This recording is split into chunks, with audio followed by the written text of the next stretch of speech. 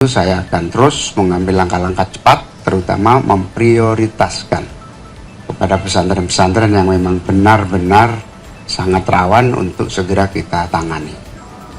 Mempercayakan anak-anaknya kepada pondok pesantren, tapi tidak berbanding lurus dengan anggaran yang dimilikinya. Prioritaskan pesantren-pesantren yang memang sangat rawan dan sangat tua usianya.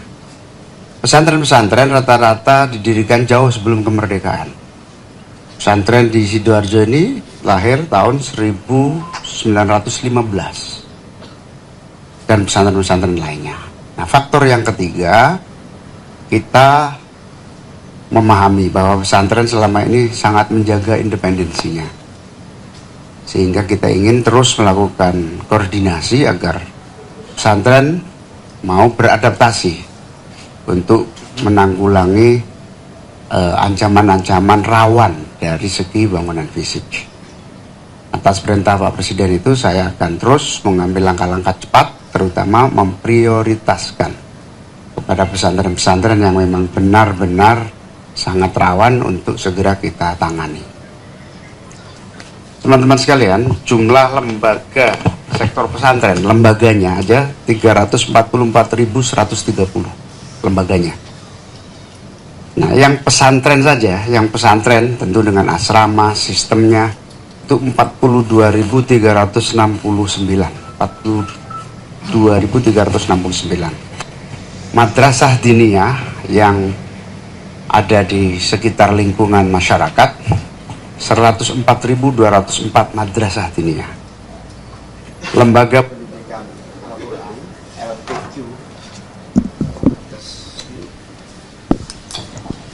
LPQ, lembaga pendidikan Al-Quran itu jumlahnya 194.901. Peserta didik kira-kira 9,8 juta anak-anak, siswa dan santri. Jumlah pendidiknya 1,16 juta pendidik yang tersebar di berbagai tempat. Saya beserta Pak Menteri Agama akan terus bekerja dalam hari-hari ini secepat-cepatnya. Kami melakukan pendataan terutama yang tua dan rawan untuk kita ambil langkah-langkah penanganan secepat-cepatnya dan sebaik-baiknya. Silakan Pak Menteri. Iya, saya kira cukup apa yang disampaikan oleh Pak Menko tadi, bahwa atas konsen Bapak Presiden, maka kami betul-betul segera melakukan pendataan di seluruh pondok pesantren di Indonesia, mengidentifikasi pondok-pondok pesantren di atas 100 tahun. Kita bisa mengidentifikasi misalnya pesantren Jawa bahkan ada 200 tahun seperti pesantren Tapakra, kemudian di Sulawesi Selatan ya 100 tahun, ya. Kemudian di Sumatera Utara, kemudian juga di Sumatera Selatan, dan ada sekolahan juga di Sumatera Barat. Memang pondok pesantren ini tradisinya itu ada satu hal, ya, masyarakat itu terlalu mempercayakan anak-anaknya kepada pondok pesantren, tapi tidak berbanding lurus dengan anggaran yang dimilikinya. Karena tradisi pesantren itu mungkin biasanya terlalu tawadu, ya, dia istilahnya tadi Cak Iming itu mandiri, ya. Nah, sekarang ini kadang-kadang kan kita harus proaktif untuk mencari anggaran.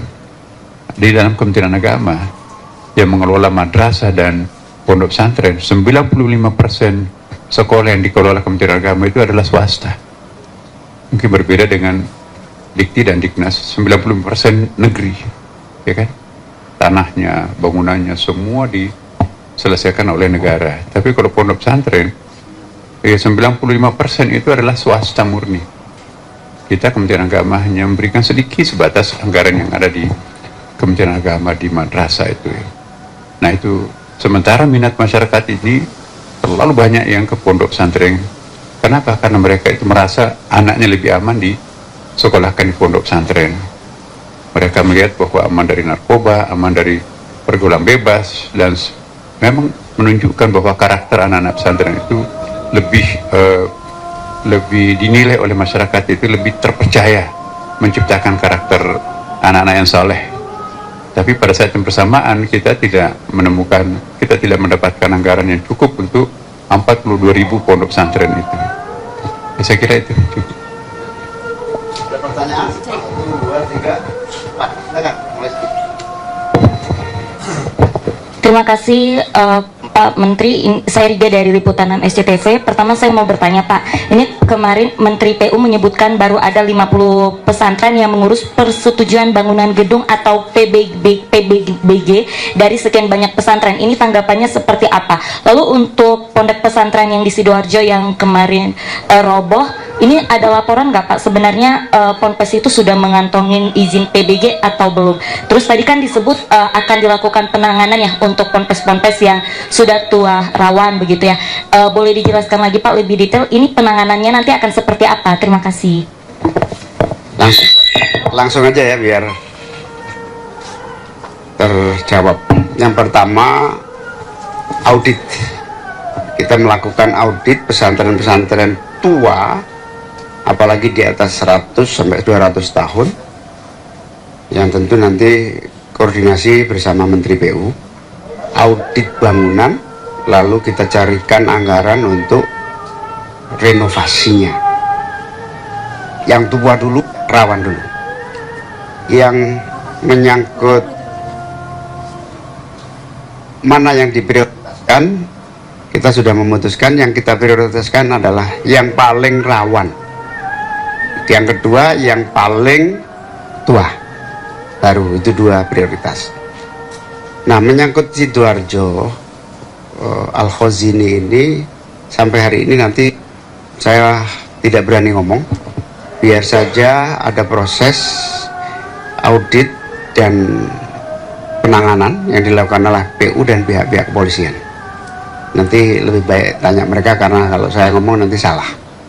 Biar aja ada proses audit, verifikasi, dan berbagai syarat untuk mengambil kesimpulan.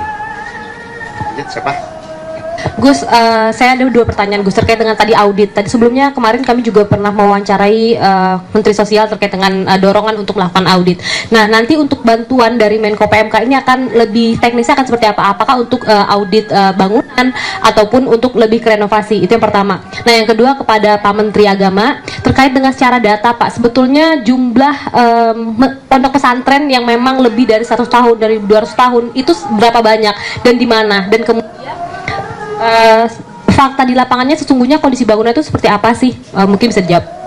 Oh ya, tadi satu lagi ya terkait dengan kemarin Komisi 8 juga meminta begitu terkait dengan adanya afirmasi dari pemerintah untuk kemudian membantu pondok pesantren untuk mendapatkan izin IMD, izin mendirikan bangunan. Terima kasih. Ya, yang pertama, secara teknis audit itu dilakukan oleh Kementerian PU dan level paling bawah Dinas PU. Nanti akan dikoordinasi oleh Pak Dodi, Pak Menteri PU, dengan seluruh mekanisme analisis tekniknya. Yang kedua, ini perintah Presiden, maka kita harus carikan anggaran untuk pesantren-pesantren yang rawan itu, terutama yang sangat rawan, segera ditangani pembangunannya atau renovasinya. Berapa jumlahnya ini ada ongoing proses untuk lagi didata. Yang ketiga, apakah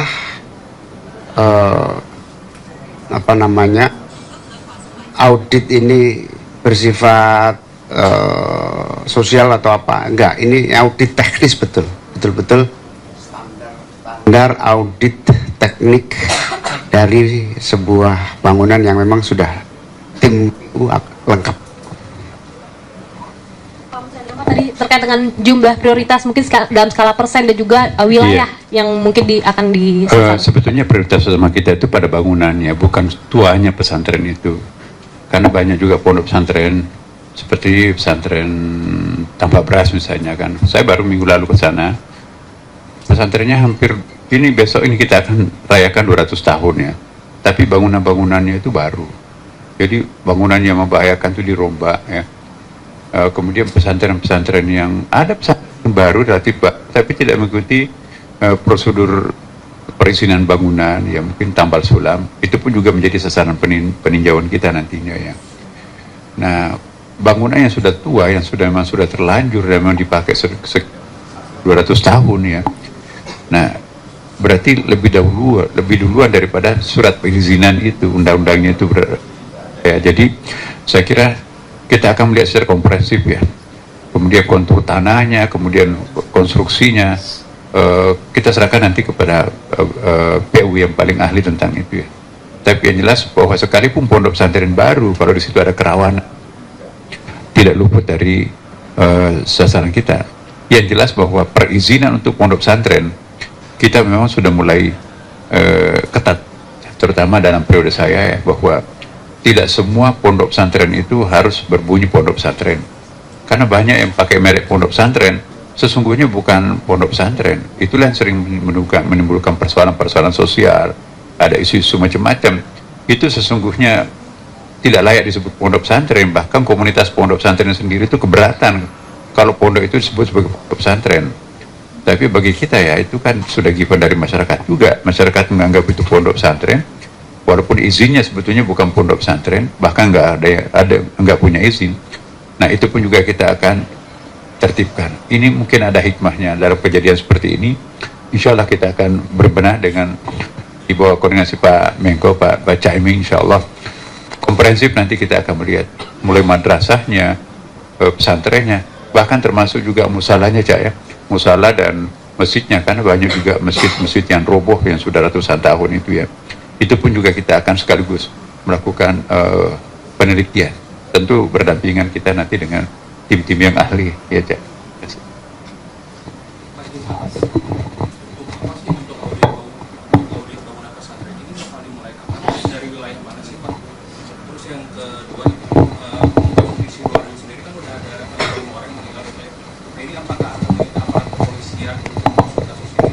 Komisi 8 bilang ada unsur kelalaian. Nah, itu paling dua itu aja, Pak. Ya. Masih. Kita sudah bekerja, sekarang sudah dimulai pendataan dari berbagai sumber. Sumber dari Kemenak, Kementerian Agama, sumber dari masyarakat, sumber dari berbagai pihak termasuk para pemerintah daerah. Ini sudah mulai sejak kemarin, sudah mulai. Nah, berdasarkan data itulah kita akan ambil prioritas. Nah, mungkin 1-2 hari ini akan sudah mulai kelihatan mana yang akan kita prioritaskan karena kerawanan itu. Nah, menyangkut apa tadi yang kedua, Minta aparat kepolisian. saya dengar sudah bergerak. Kepolisian sudah bergerak, bahkan sudah memanggil pihak-pihak, mulai memanggil pihak-pihak. Kita tunggu aja.